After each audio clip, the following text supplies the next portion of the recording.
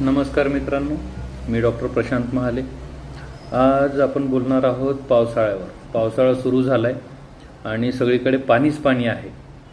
पण आपलं पिण्याचं जे पाणी आहे हे सुरक्षित आहे का, हे तुम्ही तपासलं का? पावसाळ्यात पाण्याच्या टाक्या किंवा बोरिंग, ज्याच्यातनं पाऊस पडल्यानंतर पाणी झिरपून त्याच बोरिंगमध्ये जातं, नळाचं पाणी दूषित होतं. आणि हे सगळं पाण्याचं दूषित होणं जे ना, हे वेगवेगळ्या आजारांना आमंत्रण ठरतं, जसं टायफॉईड, डायरिया, कॉलेरा.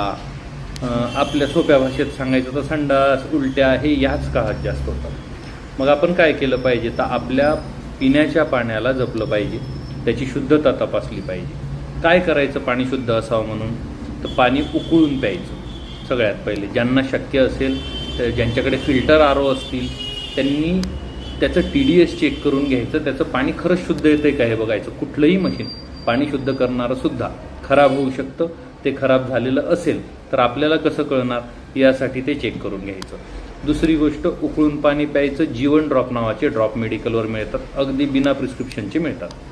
ते वापरायला सुरुवात करायची. दुसरं, जर तुम्ही बाटलीबंद पाणी पित असाल तर त्या पाण्याची एक्सपायरी बघायची, सील बघायची. बऱ्याचदा काय होतं, या दिवसात जास्त पाण्याच्या बाटल्या विकल्या जातात आणि त्यामुळे काही लोक जे आहेत ते जुन्या वापरलेल्या बाटल्या रिफिल करून जर विकत असतील तर त्याच्या अडचणीत तुम्ही सापडू शकता.